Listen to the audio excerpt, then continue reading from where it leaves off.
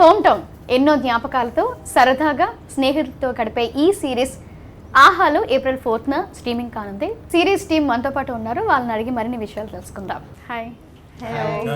So ఈ trailer నేను చూసేటప్పుడు బాగుంది, కాకపోతే నాకు 90s ఆ ఫ్లేవర్లా అనిపించింది అనమాట. సో ఆ మూవీకి అంటే ఆ సిరీస్కి ఈ సిరీస్కి డిఫరెన్స్ ఉంది అంటే ఏమని చెప్తారు? బోల్డంత ఉందండి. కాకపోతే మీకు ఎందుకు అనిపించి ఉంటుందంటే from the makers of 90s అని వచ్చింది కదా, అందుకని మీకు వెంటనే మనకేమవుతుందంటే సబ్ కాన్షియస్గా ఒకళ్ళ మేకర్స్ దగ్గర నుంచి వచ్చిందంటే 90s అనగానే మనం దాంతో రిలేట్ చేసుకోవడం మొదలెడతాం. దానికి దీనికి కొంతవరకు ఎక్కడో కొడుకు కూతురు ఇంట్లో ఉండే మిడిల్ క్లాస్ ఫ్యామిలీ అనగానే కొంతవరకు రిలేట్ అవ్వచ్చేమో, కానీ అది కొంచెం సూపర్ఫిషియల్గా అలా అలా వెళ్ళిపోతుంది. బట్ ఇక్కడ బోల్డ్ అంత అదర్ ఎమోషన్స్ కూడా ఈ పర్టికులర్ సిరీస్లో ఉన్నాయి కాబట్టి డెఫినెట్గా 90s బాగుంది, 100% వెరీ గుడ్. కాకపోతే దానికన్నా ఒక మెట్టు మేము ఎక్కువనే ఉంటాం అనుకుంటున్నాం, ఒక 10% ఎక్కువ ఉంటాం అనుకుంటున్నాం హోమ్ టౌన్. అఫ్కోర్స్ జనాలు చూసిన తర్వాత చెప్పాలి, కాకపోతే మా కాన్ఫిడెన్స్ అది, నాకున్న కాన్ఫిడెన్స్ అది. అంటే ఇప్పుడు చూసుకున్నట్లయితే మూవీస్ చేస్తున్నారు మీరు, చాలా వరకు చాలా మంచి రోల్స్ చేస్తారు మీరు.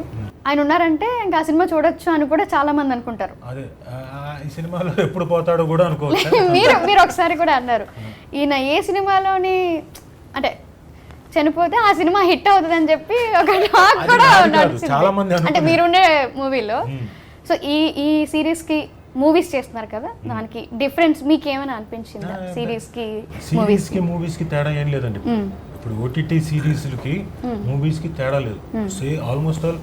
ఆల్మోస్ట్ ఆల్ సినిమా బడ్జెటే పెడుతున్నారు, ఆల్మోస్ట్ ఆల్ మేకింగ్ కూడా సినిమా రేంజ్లోనే ఉంటుంది. సీరియల్ లాగా మీకు ఓటీటీ కాబట్టి చిన్న తెర కాబట్టి ఏదో వెంటనే అయిపోతుంది అనుకోకండి, ఒక రోజులో అయిపోతుంది. అబ్బే సినిమాకి ఎలాగైతే టైం తీసుకొని రోజుకు 2 సీన్లు చేస్తారో ఇక్కడ కూడా రోజుకు 2 సీన్లే చేస్తున్నారు. సో క్వాలిటీ మేకింగ్ ఉన్నప్పుడు న్యాచురల్గా ఆ ప్రోడక్ట్ క్వాలిటీ బాగుంటుంది. ఈవెన్ కెమెరాలు కూడా సినిమాకి వాడే కెమెరాలే వాడుతున్నాం మేము. So there is no difference between movie or OTT దీనికి. సో డెఫినెట్గా ఇప్పుడు రాబోయే కాలం ఓటీటీ కాలంలో మారిపోతాం. ఇప్పుడు అమెజాన్ వాళ్ళు ఒరిజినల్స్ వచ్చేసి వాళ్ళు కూడా ఓటీటీ సిరీస్ చేస్తున్నారు. సోనీ లివ్ వాళ్ళు ఒరిజినల్ సిరీస్ వాళ్ళది వచ్చేసింది, ఆహా వాళ్ళది ఉంది, ఈటీవీ విన్ వాళ్ళు వచ్చేసారు ఓటీటీ ప్లాట్ఫామ్. రాబోయే కాలం అంతా కూడా ఓటీటీ. సో మూవీకి సిరీస్కి మీకు పెద్దగా డిఫరెన్స్ ఏమనిపించలేదు? It is one and the same. Okay, మీరు మీకు ఎలా చెప్పాలి, అదే చెప్పాను కదా, కాస్ట్ ఆఫ్ ప్రొడక్షన్ కానీ ఒక విధంగా చెప్పాలంటే సినిమాలు చేసేదానికన్నా బడ్జెట్లు ఓటీటీకి చాలా ఎక్కువ ఉన్నాయి. ఇప్పుడు సినిమా చేయాలంటే మనం ఒక 20 కోట్లు 25 కోట్లు అనుకుందాం బడ్జెట్. వెబ్ సిరీస్కి ఓటీటీకి దానికన్నా ఒక 10 కోట్లు ఎక్కువ ఉంది, అంటే మూవీస్ కన్నా సిరీస్కి ఎక్కువ ఉంది అవుతుంది. కాబట్టి సో క్వాలిటీ మేకింగ్ అవన్నీ కూడా వన్ అండ్ ది సేమ్. మూవీకి ఎలా అయితే చేస్తున్నామో one and the same. Even casting కూడా వాళ్ళు ఎక్కడ కాంప్రమైజ్ అవ్వట్లేదు.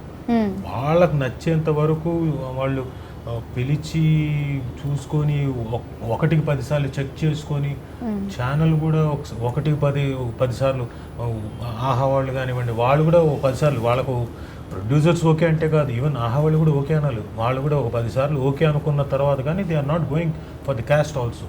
Okay, nice. అలాగే ప్రిన్సిపల్, మీకు ఈ అవకాశం ఎలా వచ్చింది అండ్ ఇందులో ఈ సిరీస్లో మీ క్యారెక్టర్ ఎలా ఉండబోతుంది? బేసిక్గా నేను ఒక యాడ్ చేసిన ఉండే ఒకటి బజాజ్ ఎలక్ట్రానిక్స్ అని. సో దానికి యాడ్ చేసేటప్పుడు నా గ్రాండ్ ఫాదర్ క్యారెక్టర్ చేసిన అతనికి మా డైరెక్టర్ సార్ తెలుసు అనమాట. సో నాకు నార్మల్గా రెఫర్ చేసిన ఉండే, ఇట్లా ఒకటి ఆడిషన్ ఉంది ఇచ్చేసి రాపు అంటే, నేను ఆఫీస్కి వచ్చేసరికి పిక్చర్ ఎట్లా ఉందంటే అందరు సెట్ అయిపోయి ఉన్నారు, అన్ని క్యారెక్టర్లకు సెట్ అయిపోయి ఉంది, మెయిన్ లీడ్ కుక్కర్ దానికి చూస్తున్నాం అని చెప్పారు.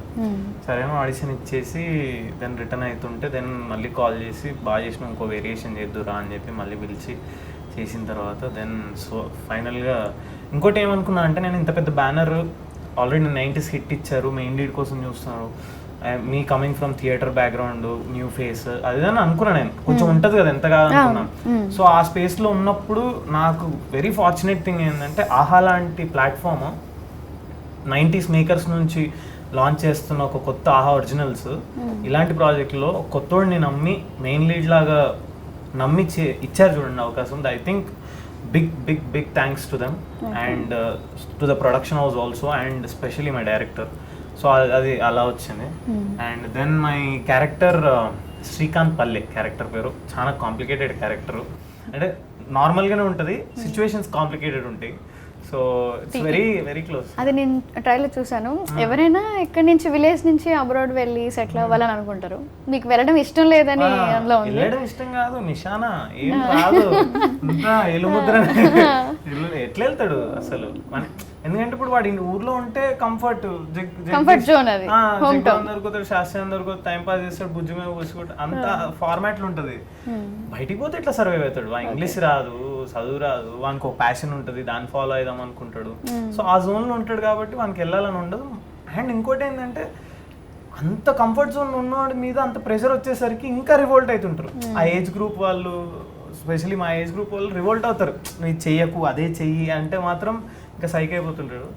సో నాకు తెలిసి I think you guys will connect to that character so much. So real లైఫ్లో ఏమైనా అబ్రాడ్ వెళ్తారా? రియల్ లైఫ్లో లేదు, మా దోస్తులే పోయి ఫోన్ చేస్తారు, మామ ఇదంతా పెద్ద పంచాయతీ ఉంది, ఇదంతా నువ్వు కరెక్టే చేస్తున్నావు, ఉండు నువ్వు ఆడినే అని చెప్తారు. అబ్రాడ్ ఏమల్లా ఆల్రెడీ మా అన్న అక్కడనే యూకేలో ఉంటారు. So I'm comfortable here. ఈయన జూబ్లీ హిల్స్, మా బంజారా హిల్స్, హిమాయత్ నగర్, హైదరాబాద్లో హలీం సీజన్ వస్తే హలీం తినడు. అంత సీజన్ బట్టి నడుస్తుంటుంది సార్ ఇక్కడ. 31st అయిపోతుంది మంచి, ఎప్పుడు ఏది వస్తే అవి ఎంజాయ్ చేస్తుంటాం హైదరాబాద్లో. అంత సీజన్ బట్టి నడుస్తుంటుంది ఇక్కడ. I'm happy in Hyderabad. అలాగే రాజీవ్ కనకల్ గారు, మీరు ఇంతకు ముందు ఝాన్సీ గారితో చేశారు, బట్ ఇప్పుడు ఈ సిరీస్లో ఝాన్సీ గారితో స్క్రీన్ షేర్ చేసుకునేటప్పుడు మీకు ఎలా అనిపించింది? దాదాపు 30 ఏళ్ళ నుంచి ఆవిడతో కలిసి వర్క్ చేస్తున్నాడు. సో తన కెరీర్ బిగినింగ్ నుంచో లేకపోతే కెరీర్ స్టార్ట్ చేసిన 1-2 సంవత్సరాల తర్వాత తనతో బోల్డ్ని వర్క్ చేశాను. తను హీరోయిన్గా, నేను హీరోగా బోల్డ్ని సింగిల్ ఎపిసోడ్లు, అలాగే సీరియళ్ళు, ఇలా అన్నీ చాలా చేసుకుంటూ వచ్చాం. అలాగే kind of anchoring kind of thing, అది కూడా చేసుకుంటూ వచ్చాం, చాలా చేసుకుంటూ వచ్చాం. రుక్మిణి కృష్ణ గారి డైరెక్షన్లో అయితే బోల్డ్ అని ఒక్కొక్క ఎపిసోడ్ ఒక్కొక్క డిఫరెంట్ దీంట్లో చేశాం. ఆఫ్టర్ లాంగ్ గ్యాప్, నేను సినిమాలోకి వచ్చేసిన తర్వాత లాంగ్ గ్యాప్ తర్వాత 2 years బ్యాక్ ఒక సినిమా చేశాం. తర్వాత home town. And it is very, అంటే ఎప్పుడైతే మనకు తెలిసిన ఫ్రెండ్ మన పక్కన యాక్ట్ చేస్తుంటారో ఇట్ ఈస్ వెరీ కన్వీనియంట్. ఈ కంఫర్ట్ జోన్ ఎక్కువ ఉంటుంది మాట్లాడడానికి. ఇది చేస్తాను, నువ్వు అలా చేయి, లేకపోతే నువ్వు ఇలా చేయి, నేను ఎలా చేస్తాను, మాట్లాడుకోవడానికి చాలా ఈజీగా ఉంటుంది, చేయడానికి ఇంకా కంఫర్టబుల్గా ఉంటుంది.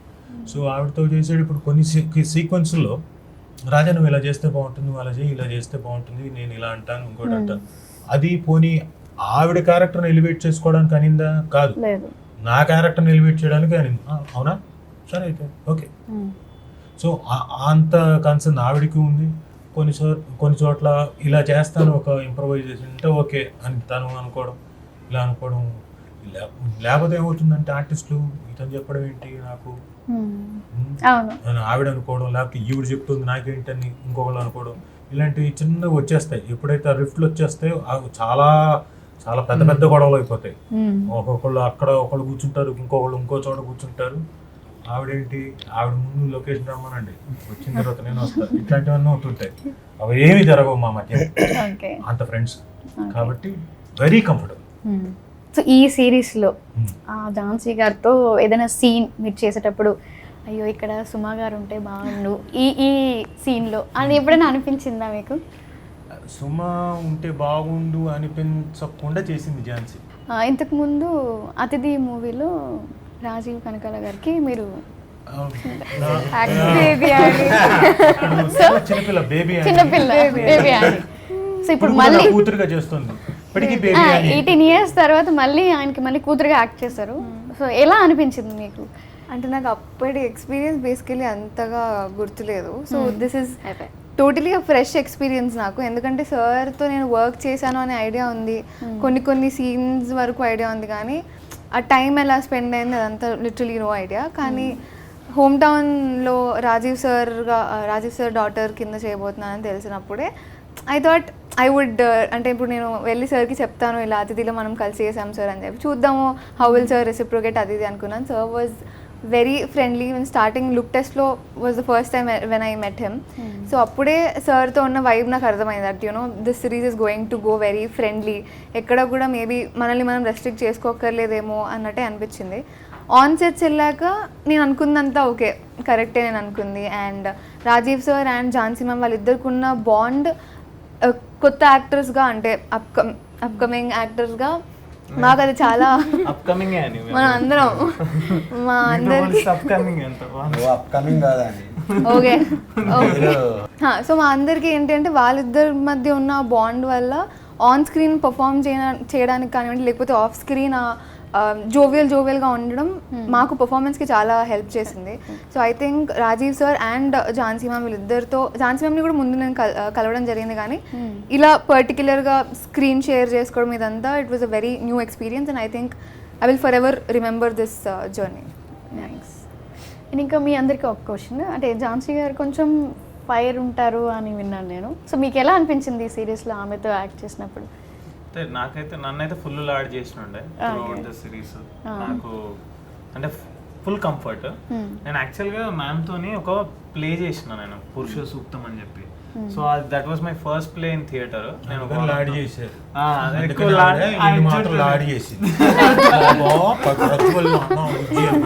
చేసింది అదే నేనేం కాదనలేదు కదా. నన్నైతే బాగానే చూసుకోరు. మరి ఇలా సంగతి నన్ను మంచిగా చూసుకోరు. మరి రాజీవ్ కనకల గారు సార్ అసలు సార్తో టైం స్పెండ్ చేసి ఫుల్ ఎనర్జీ ఆ రోజు మొత్తం. పొద్దుగాల నుంచి మాకు కూడా ఫుల్ ఎనర్జీ. ఇప్పుడు ప్రమోషన్స్ లో కూడా ఏం లేదు, ఫుల్ ఈయనుంటే ఎనర్జీ బాగుంది. అసలు మామూలు ఎనర్జీ.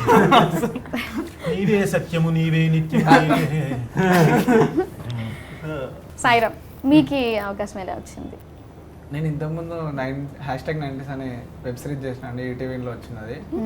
అది హిట్ అవకాశం తర్వాత కొన్ని రోజులు మంచిగా అందరూ మంచి రివ్యూ చేయడం, మంచి ఫోన్ చేయడం, తమ్ముడు బాగా చేసినావు, మంచి న్యాచురల్గా చేసినావు, ఫస్ట్ టైం అయినా కానీ చాలా బాగా చేసినావు, భయపడకుండా అదే మంచి రివ్యూలు ఇచ్చారు. దాని తర్వాత అదే ప్రొడక్షన్ హౌస్లో హోమ్ టౌన్ అని మన వెబ్ సిరీస్ అయింది. అయితే దానికి చూస్తారు ఈ క్యారెక్టర్ కానీ అప్పుడు నాకు కాల్ చేసారు. అనుకున్నా ఫస్ట్ 90s పెడదామా, ఎందుకంటే అందులో ఫ్రెండ్ క్యారెక్టర్, దీంట్లో కూడా ఫ్రెండ్ క్యారెక్టర్, మళ్ళీ రెండు ఒకటి అయితే అని అనుకున్నారు. నేను ఒకసారి చూద్దాం ఆడిషన్ అయితే ఇద్దామని చేపించారు. ఆడిషన్ ఇచ్చిన తర్వాత ఓకే మనోడు క్యారెక్టర్కి సెట్ అవుతాడు, అట్లా ఏముండవు, దానికి దీనికి కొంత ఏముండదు, క్యారెక్టర్కి సెట్ అవుతారు మనం తీసుకుందామని చేయించినాం. సో 90sలో చూసుకున్నట్లయితే నాకు కొంచెం సెటిల్గా ఉంటుంది, కానీ దీంట్లో అట్లా ఉండదు, కొంచెం రఫ్ అండ్ టఫ్ ఉంటుంది.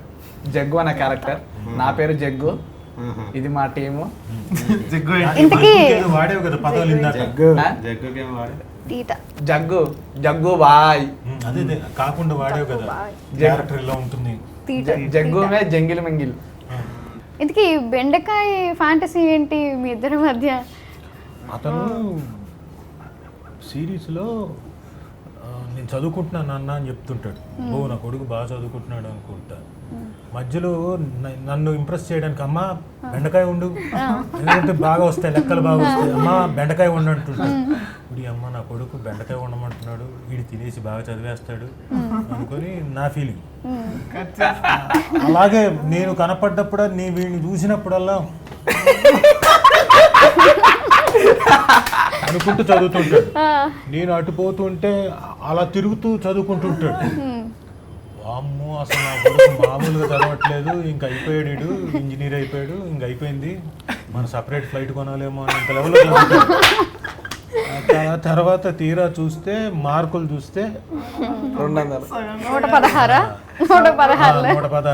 దానికి ఎలా యాడ్ చేసుకోవాలో కూడా తెలియదు, దానికి అనుకున్న దానికన్నా సగం మార్కులు. అప్పుడు అంటాను వేరే మాట్లాడితే బెండకాయ తింటావా, బెండకాయ మా బెండకాయ ఉండు, మా బెండకాయ ఉండు అని ఆ మంట ఫ్రస్ట్రేషన్ అంతా అలా తీర్చుకుంటాను. ఈ సిరీస్ లో ఈ 116 యాడ్ చేయమని మీకు ఎవరు ఇచ్చారు, ఎవరు సజెస్ట్ చేశారు? అంటే సిరీస్ లోనా? ఎవరు సజెస్ట్ చేయలే, అన్న గ్రేట్నెస్ అది, క్యారెక్టర్ గ్రేట్నెస్ అది. అంటే బేసిక్ గా మార్కులు చూపించమనగా పానిక్ లో ఏం చేస్తామో ఐడియా ఉండదు కదా. సో వాడు పానిక్ లో చేస్తాడా, ఫులిష్నెస్ తో చేస్తాడా అనేది సిరీస్ లో చూడాలి. అంతా బాగానే మేనేజ్ చేస్తారు, లాస్ట్ లో 116 రాయడం, 95, 97 అన్ని బాగానే మేనేజ్ చేస్తాడు. ఇక్కడ దొరికిపోయినా, లేకపోతే ఆ రోజు నా లైఫ్ బాగుంటుండే ఆ రోజు డే. సో రాజీవ్ కనకర్ గారు మీరు చెప్పండి, అంటే రియల్ లైఫ్లో అబ్రాడ్ వెళ్ళి చదవడం అంటే మంచిదంటారా? అక్కడ ఇంట్లో పేరెంట్స్ దగ్గరే ఉండి వాళ్ళని చూసుకొని అక్కడే లైఫ్ని లీడ్ చేయడం మంచిదంటారా? మీ ఒపీనియన్ ఏంటి? చదవడం తప్పేం లేదు, చదువుకొని మళ్ళీ తిరిగి వచ్చేయడం చాలా హ్యాపీ అని నా ఫీలింగ్. అంటే మన దేశానికి మించిన ఇంకోటి ఉండదు కదా ఎక్కడ. ఇక్కడ ఉన్నంత ఫ్రీడమ్ ఇంకో చోట ఉండదు కదా. ప్లస్ ఇక్కడ మనకు ఉన్నంత మంది రిలేటివ్స్ కానీ ఫ్రెండ్స్ కానీ అక్కడ ఉండరు కదా. అక్కడ ఏంటంటే ఒక రొటీన్ లైఫ్లో పడిపోతారు, ఒక మూసల్ లైఫ్ని అన్నీ మీరే పనులు చేసుకుంటూ ఏం చేస్తున్నాము, ఎందుకు పరిగెడుతున్నామో కూడా తెలియదు, ఎక్కడ ఎందుకు ఇంత సంపాదిస్తున్నామో కూడా తెలియదు. ఎండ్ ఆఫ్ ది డే కొన్ని సంవత్సరాల తర్వాత మొన్న ఈ మధ్యనే ఒక చిన్న రీల్ లాంటిది చూసా. ఒక అమ్మాయి అంటుంది, చదువుకున్న తర్వాత ఇంత చదువుకున్న తర్వాత ఎలా వెళ్ళిపోతే ఎలా ఇండియాకి, ఒక ఎంఫిల్ చేసిన తర్వాత వెళ్దాం అనుకుంటుంది. ఆ 2 years తర్వాత ఎంఫిల్ చేసి వెళ్ళిపోతే ఎలాగా, ఇంకో డాక్టరేట్ ఏదో ఒకటి చేసేసి వెళ్దాం అనుకుంటుంది. ఈ లోపల ఇక్కడ వాడిని ఎవరినో పెళ్లి చేసుకుంటే బాగుంటుంది కదా అని అక్కడ వాడినే పెళ్లి చేసుకుని ఇంకో 2 ఏళ్ళ తర్వాత వెళ్ళిపోదాం అనుకుంటుంది.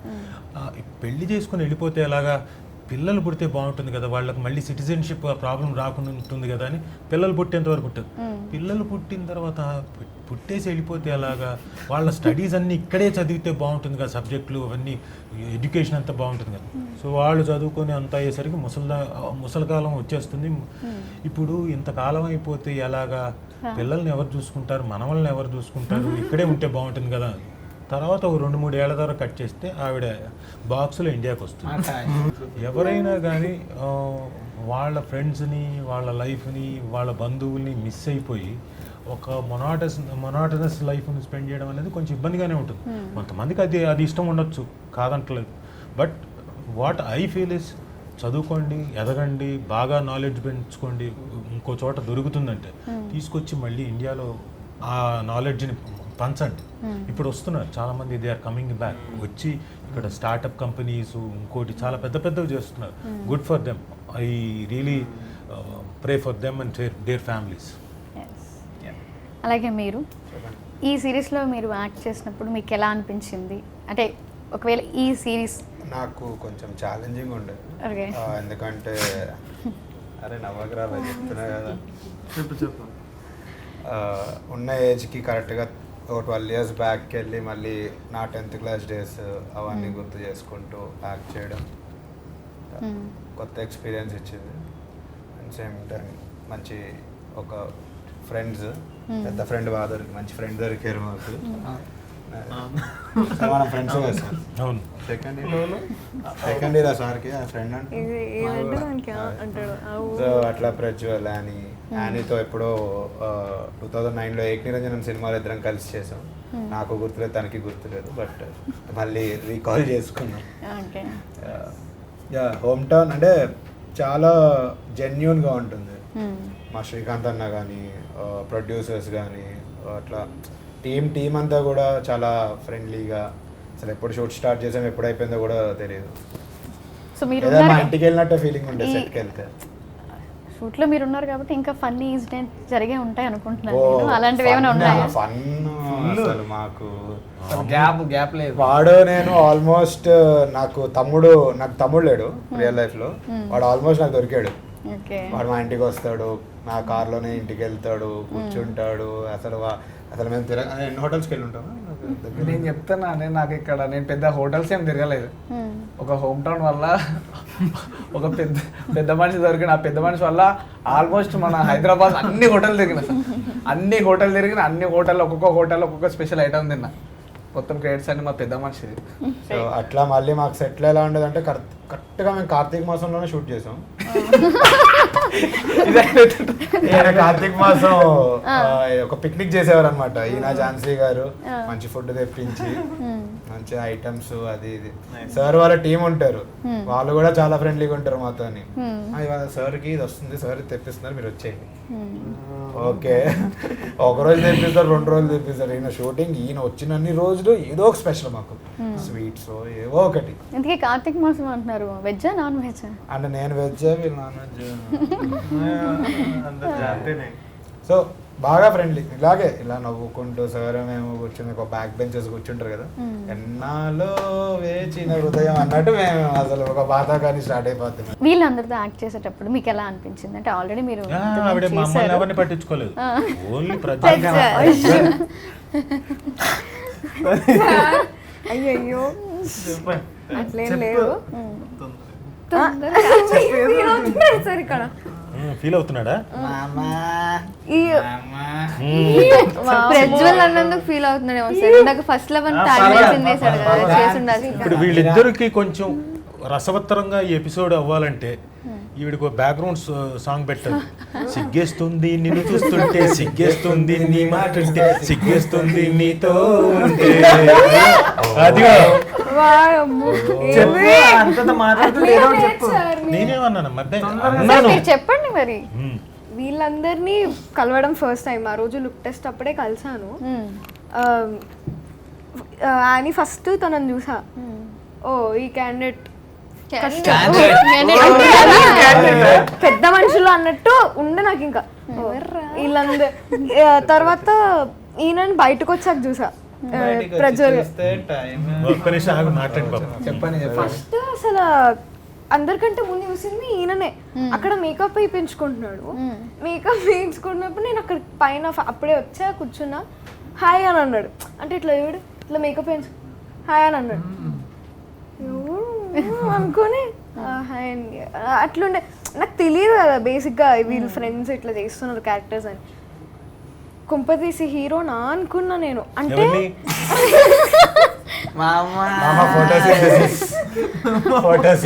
సీరియస్ గా సార్ నేను మస్తు షాక్ అయినా. అంటే అక్కడ ఎవరు లేరు, నేను ఒక్కడే ఉన్నాను మేకప్ వేయించుకుంటూ ఇట్లా మంచిగా. ఇంకా ఆ స్టైల్ స్లాగ్ ఉండే హాయ్ అని జనరల్ గా తెలుసు కదా గురించి. అట్లనే హాయ్ అని అంటే నేను ఒక్కసారి అన్నా మరి ఇప్పుడు ఈమె గజనీలో ఆసిను, నేను సూర్య అంత లేదు కానీ నేను హాయ్. ఇంకా ఆయన తెలుసు 90s లో వేసిండని, కానీ మాకు సీన్స్ లేకుండే. సో అందరూ కష్టమే వీళ్ళందరితోని ఏమో ఏం మాట్లాడుతామో ఏమోలే అనుకున్నా. కానీ అందరూ మంచిగా మాట్లాడడం, అందరి మధ్య బాండ్ మంచిగా ఉండే. All good friends. అలా అన్ఎక్స్పెక్టెడ్గా జరిగింది. నేనైతే ఎక్స్పెక్ట్ చేయలేదు వీళ్ళందరూ ఇంత మంచిగా కలుస్తారని. నేను మమ్మీతో మా మదర్తో కూడా అంటుండే, ఏమో మమ్మీ నాకే అంత ఏమో అనుకోవట్లే, నేను కష్టమే ఇవేం అయ్యే పనుల్లో కనిపిస్తలేవు అన్నట్టు ఉండే. అంత లేదు అట్లా. బట్ మంచిగా అనిపించింది. We enjoyed. సెట్లో చాలా ఫన్ ఉండే. వీళ్ళ ఈ కామెడీ, ఇలా చేసి చిల్లర్ కామెడీ ఉంటుంది చూడండి, అదే ఎక్కువ అయితే.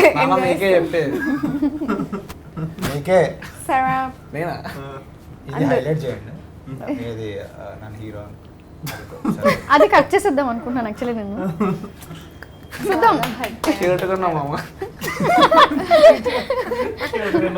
లేదు, ఆ టైంలో నేను ఫాదర్ గా కూడా యాక్సెప్ట్ అయ్యేవాళ్ళు. ఎందుకంటే నేను కూడా ఆ టైంలో నీ సైజులో ఉన్నా కదా. ఇద్దరం తండ్రి కొడుకులు అనుకున్నా ఓకే అనుకునేవాళ్ళు జనాలు. బాగుండేది. నెక్స్ట్ సీజన్ పెడదామా? ఎక్కడికి పుట్టుకొచ్చాడని.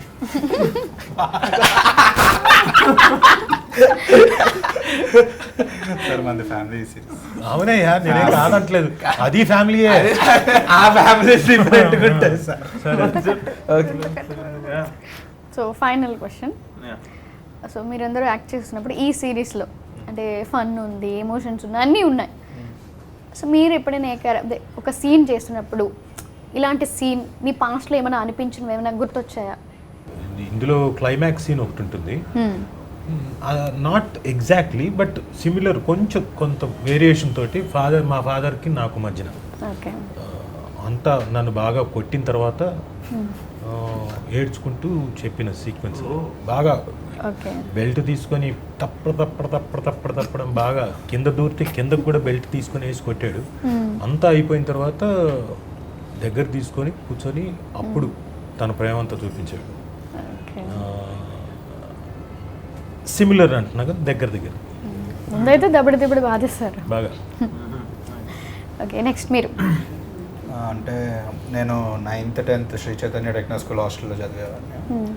సో హాస్టల్లో మాకు సెకండ్ ఎపిసోడ్లో ఒక సీక్వెన్స్ అంతా ఒక బుక్ గురించి ఉంటుంది అనమాట.